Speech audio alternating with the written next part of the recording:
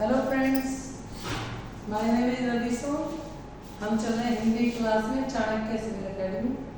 Class हमारी चल रही है हिंदी स्पेशल यूपी पैट के लिए, आरओ एआरओ यूपी बीसीएस के लिए और उत्तर प्रदेश पुलिस के लिए स्पेशल क्लास है ये। इस क्लास में से कम आपको 4 से 5 क्वेश्चन हर एग्जाम में रखे हुए मिलते हैं और जिनको बच्चे पढ़ते नहीं हैं, जिसकी वजह से क्वेश्चन छूट जाते हैं या फिर गलत कर देते हैं बच्चे। तो इसलिए इस स्पेशल क्लास को आप सभी लोग ध्यान से देख लें, या जिन लोगों ने पहली वीडियो देखी है उनको भी देख लें, और उसके बाद ये वीडियो पहली वीडियो से रिलेटेड है तो आपको बहुत अच्छे से समझ में आएगा। इसमें क्या है, देखिए हम बात कर रहे हैं, हमने आप लोगों को इससे पहली वीडियो में हमने आपको बताया कि हिंदी स्पेशल में हमने आपको स्वर बताया, व्यंजन बताया, संयुक्त व्यंजन बताए। लेकिन अब यहाँ पर क्या चल रहा है, जो व्यंजन हमने आपको बताए हैं उन व्यंजनों में वर्ण उच्चारण के स्थान पर एक तालिका होती है जिसमें आपसे पूछा जाता है कि बताइए कंठ कौन से हो कहते हैं, कंठ क्या होता है। तो चलिए वीडियो को लंबा ना करते हुए हम आगे चलते हैं। देखिए कंठ कैसे बना है, यानी इसकी संख्या नंबर 1 उच्चारण स्थान में से कंठ बोलते हैं, लेकिन वर्ण स्थान तालिका में से कंठ्य बोलते हैं। ये हमारा जो होता है ये कंठ होता है। कंठ में स्वर तो आते हैं अ आ, लेकिन कंठ्य की वजह से उच्चारित वर्ण जो होते हैं वो क वर्ण वाले हो जाते हैं। क वर्ण वाले कौन से, क ख ग आने काली और है, और साथ में आ जाता है विसर्ग। ठीक है, ये आपको याद हो जाएगा। कंठ में क्या होता है, क वर्ण आ जाता है। कंठ में कैसे, क वर्ण के सारे अक्षर प्लस है और विसर्ग, ये दोनों चीजें आ जाती है। इसके बाद देखिए दूसरा आता है हमारा तालु। तालु होता है हमारा जीभ के नीचे वाला हिस्सा जिसे हम तालु बोलते हैं, तालव्य ये कहलाता है। इसमें स्वर तो आता है छोटी बड़ी, लेकिन उच्चारित वर्ण क्या आते हैं, क के बाद हिंदी व्यंजन में भी च आता है, और यहाँ भी च छ ज झ अइया यह और से ऐड हो जाता है, यानी च वर्ण के साथ यह और से ऐड हो जाता है। बस याद करने का तरीका यही है कि आपको व्यंजन याद करने, केवन चैवन टेवन थैवन, इस तरह से। तो च के बाद फिर तीसरा आता है मूर्धा। मूर्धा को बोलते हैं मूर्धन्य। इसमें स्वर आता है हमारा री, और ये देखो ट वर्ण आ गया, टा ठा डा ढा अणे, रे और से ऐड हो जाएगा बस ट वर्ण के साथ। क्या ऐड हो जाएगा, रे और से। इसके बाद देखिए हमारा आता है चौथे नंबर पे दांत। दांत को बोलते हैं दंत्य। इसमें ऋणिक आ जाएगा ये लय में। इसमें क्या हो जाएगा, त वर्ण आ जाएगा हमारा, त थ द ध, 4 ही आता है इसमें त वर्ण में, त थ द ध। इसके बाद हमारा आता है ओष्ठ।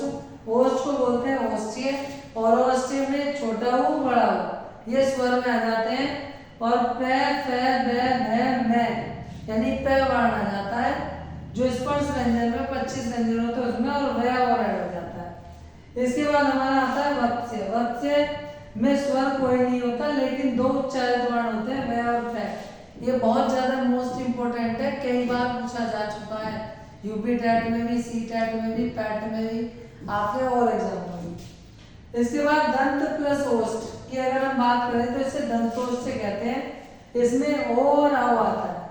अगर हम बात करते हैं कंठ और ओष्ठ, कंठोष्ठ में आपका जो आ जाता है, सॉरी वात्स्य में आता है न ल स ज।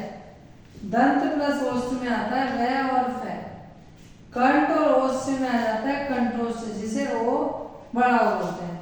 कंठ में तालु में आता है कंठ तालव्य, जिसे ए और अय आता है।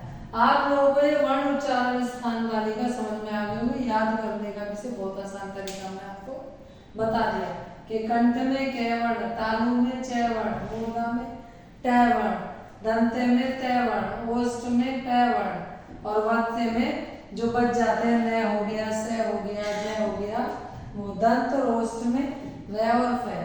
कंठ और ओष्ठ में, कंठोष्ठ में ओ आओ, और कंठ व तालु में ए और है।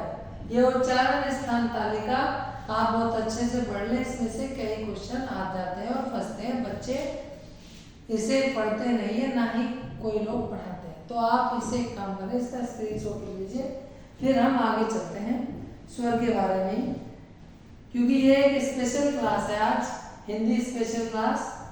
ठीक है, आप लोगों ने इसका वो ले लिया स्क्रीनशॉट। चलिए नेक्स्ट चलते हैं हम स्वरों के बारे में, जिन चीज़ों को आप ना तो कोई पढ़ाता है ना ही आप लोग पढ़ते हैं, आज हम पढ़ाएंगे। देखिए, ठीक है, चलिए। ये होती स्वर व्यंजन में ही है, व्याकरण में ही जो मैं चीजें आपको पढ़ा रहा हूँ, लेकिन सब लोग इसे छोड़कर आगे पहुंच जाते हैं। हम इसको कंप्लीट करेंगे। देखिए, अब हम स्वर के बारे में बात करें, किसके बारे में? स्वर के बारे में। आपने सबसे पहले पढ़ा था स्वर में हमसे, क्या पढ़ा था? आपने पढ़ा था मात्रा के आधार पर, मात्रा के आधार पर। आप जानते हैं आपने 3 चीजें पढ़ी थी इसमें। वैसे तो हम 2 ही पढ़ते हैं, ह्रस्व स्वर जिसमें एक मात्रा कम समय और दूसरा दीर्घ स्वर। हालांकि पुरुष स्वर भी बताया था हमने, लेकिन पुरुष स्वर हमारा हिंदी में प्रयोग नहीं होता। अब इसमें क्या होता है, 3 चीजें बताई थी, है, छोटी, छोटा हो। हालांकि इसे पूरी तरह से अगर आप पढ़ना चाहें तो सबसे दूसरे नंबर की जो वीडियो है हिंदी की वो देखें। दीर्घ स्वर की अगर हम बात करते हैं तो इसमें बड़ा, बड़ी, बड़ाऊ, ए, आए, ओ, आओ, ये सब हमारे दीर्घ स्वर है। यानी ये एक मात्रा वाले, ये 2 मात्रा वाले, जितने भी वर्ण हैं ये हमारे आते हैं मात्रा के आधार पर। अब हम आते हैं, देखिए स्पेशल क्यों कह रहे हैं इस क्लास को, जीव के आधार पर, जीव के आधार पर। कोई नहीं बताएगा आपको जीव के आधार पर, हम बताते हैं आपको। देखिए, जीव के आधार पर क्या होता है। 3 चीज होती हैं जीव के आधार पर। सबसे पहले अग्र स्वर, फिर मध्य स्वर, फिर आता है आपका पश्च स्वर। ये 3 होते हैं। इसमें देखिए मध्य स्वर, पश्च स्वर, इसमें क्या आता है? अग्र स्वर में छोटी, बड़ी, ए, आए, ये 4 चीजें। मध्य स्वर में देखिए क्या आता है, अगर हम बात करें केवल एक चीज आती है जिसे हम बोलते हैं ए। कई बार पूछा जाता है मध्य स्वर।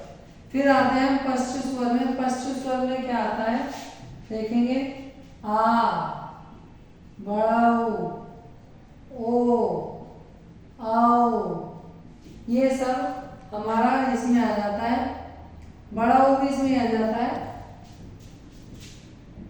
बड़ाऊ तो हो गया, ओ, आओ, आ, और आ के ऊपर लग जाता है हमारा चंद्र बिंदु। ये सब हमारे पश्च स्वर में आते हैं।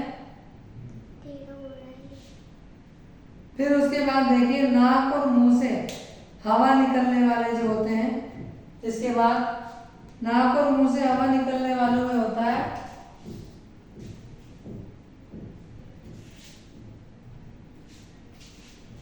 नाक व मुंह से निकलने वाले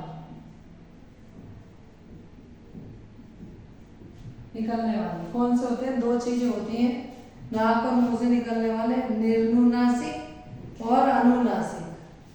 ये 2 होते हैं, निर्नुनासिक और दूसरा होता है हमारा अनुनासिक। अनुनासिक आप जानते हो हम चंद्र बिंदु को बोलते हैं। किसको बोलते हैं? चंद्र बिंदु। जब स्वरों के ऊपर लग जाता है तो उसको हम बोलते हैं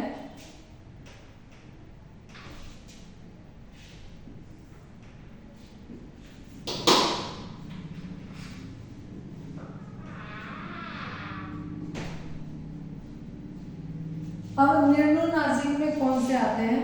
निर्नुनासिक में हमारे जितने भी व्यंजन हैं देखिए, जैसे हम बोलते हैं ए, आ, छोटा ओ, बड़ा ओ, ए, आए, ओ, आओ, और विसर्ग लग जाता है। ये सारे हमारे क्या हो जाते हैं, निर्णुनासिक हो जाते हैं। और इसमें एक चीज हो जाती है, आ के ऊपर हाफ चंद्र बिंदु, जिसे ओ में काउंट किया जाता है। ठीक है, अनुनासिक में क्या होता है हमारा, इन सभी के ऊपर चंद्र बिंदु लग जाता है। जैसे ए के ऊपर लग जाएगा, आ के ऊपर लग जाएगा, छोटी ई के ऊपर, बड़ी ई के ऊपर, ए के ऊपर, आए के ऊपर, ओ के ऊपर, आओ के ऊपर, छोटे ओ के ऊपर, बड़े ओ के ऊपर। तो इन सब के ऊपर चंद्र बिंदु लगता चला जाता है। और आओ के ऊपर क्या होता है, बिंदी लगती जाती है, जिन पे मात्रा होती है, चाहे एक मात्रा हो या दो मात्रा हो, उनमें लास्ट में हम बिंदु लगा देते हैं, वो चंद्र बिंदु हो जाता है। ये होते हैं हमारे अनुनासिक। आप लोगों ने ये कॉपी कर ली, तीन हमने बताया, अभी इनको आप स्क्रीनशॉट ले लीजिए, फिर हम आगे के तीन की बात करते हैं कि ओस्टो के आधार पर। स्क्रीनशॉट ले लीजिए इसका, फिर मैं इसी में चौथे नंबर की बात करता हूँ। देखिए, ले लिया स्क्रीनशॉट आपने, चलिए चौथे की बात करते हैं। इन तीन को रख कर देते हैं, आप इन्हें बना लीजिएगा, नोट साथ साथ बनाते चले, कुछ नहीं छूटेगा यहाँ पर। हिंदी की क्लास में कोई भी एक भी क्वेश्चन आपको बाहर नहीं आ सकता। अगला आते हैं ओस्टो की स्थिति के आधार पर। ओस्ट मतलब होते हैं होठ। ओस्टो की स्थिति के आधार पर अब दो चीज होती है ओस्टो में, एक तो होता है व्रतामुखी और एक होता है अव्रतामुखी। तो पहले हम व्रतामुखी लिख देते हैं, व्रतामुखी, और दूसरा अव्रतामुखी। अव्रतामुखी। अब व्रतामुखी में कौन कौन से आते हैं देखेंगे आप। अगर हम बात करते हैं तो व्रतामुखी मतलब, व्रतामुखी का मतलब होता है जब हम उन अक्षरों को पढ़े तो हमारे होठों की स्थिति व्रत की तरह हो जाए, इस तरह से। व्रत की कैसे हो जाए, जैसे ऊ, आप पढ़ के देख सकते हैं, जब आप पढ़ेंगे तो आपके होठों की स्थिति ऐसी हो जाएगी जैसे सर्कल होता है, व्रत होता है। ऊ, बड़ा ओ, बड़ा ओ, आओ, तो आप देख रहे हैं ना, या आ, ये हो गए हमारे व्रतामुखी। अव्रतामुखी क्या होते हैं, जिनमें व्रत की जगह आधा आधा व्रत बने, उसे अव्रतामुखी कहते हैं। तो इसमें आ जाएगा, जैसे हम कहते हैं ए, आप पढ़ के देखिए, आधा आएगा, आ, ई, ए। आप देख रहे होंगे इसमें आधा सर्कल बन रहा है, पूरा सर्कल नहीं बन रहा है, आधा सर्कल बन रहा है, तो इसलिए इसे अव्रतामुखी कह दिया गया। अब इसके बाद हमारा जो आता है जीव के उठने के आधार पर, दूसरा है जीव के उठने के आधार पर।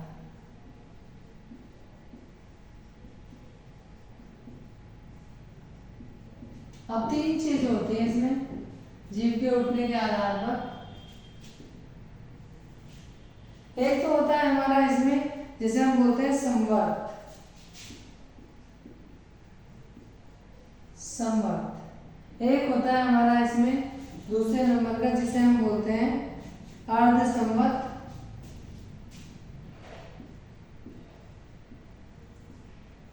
अर्धसंवर्त। अगला होता है विवर्त। विवर्त और एक होता है अर्धविवर्त। ये चार चीजें बन जाती है हमारी, संवर्त, अर्धसंवर्त, विवर्त, अर्धविवर्त। अब संवर्त में हमारा देखिए ई, उ,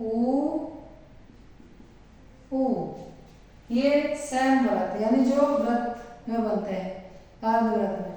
अर्ध में क्या हो जाता है, अर्धसंवर्त में ए, ओ, आधा, आधा से असमर्थ। और विवर्त में आता है केवल हमारा अकेला, जिसे हम बोलते हैं आ बोलते हैं। इसके बाद हमारा अर्ध विवर्त में आता है, देखिए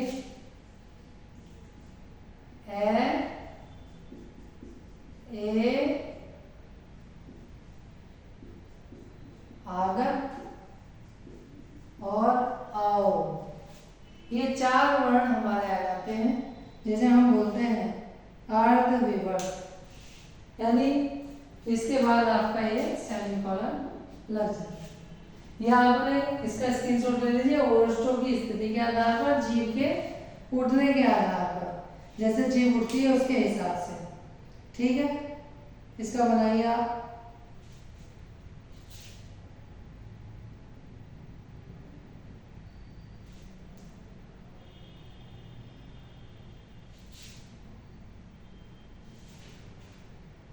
ठीक है, आप लोगों ने इसका स्क्रीनशॉट ले लिया।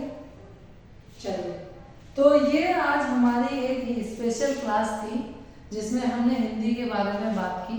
हिंदी की ऐसी चीज़ें जो जीव के आधार पर, स्थानों के आधार पर, वस्तु के आधार पर, उठने के आधार पर, ये स्पेशल क्लास थी हमारी हिंदी की। इसके बाद हमारा अगला जो टॉपिक होगा वो आएगा वाक्य विचार, क्योंकि हम वर्ण विचार पढ़ा चुके हैं, शब्द विचार पढ़ा चुके हैं। इसके बाद हमारा वाक्य विचार चलेगा, जिसमें हम 3 तरह के वाक्य बात करेंगे, रचना के आधार पर, अर्थ के आधार पर और भाव के आधार पर। ठीक है, इन तीनों के बारे में बात करेंगे। उसके बाद हमारा आएगा काल। काल में भूतकाल, वर्तमान काल और भविष्य काल, तीनों काल पढ़ेंगे। तीनों के कितने कितने वेद होते हैं। उसके बाद हम जाएंगे लिंग, वचन और कारक पे। अगर आपको ये वीडियो मेरी अच्छी लगी हो तो आप शेयर करें, सब्सक्राइब करें। ये मेरी गारंटी है कि इससे कोई भी क्वेश्चन आपका बाहर नहीं जाएगा। धन्यवाद।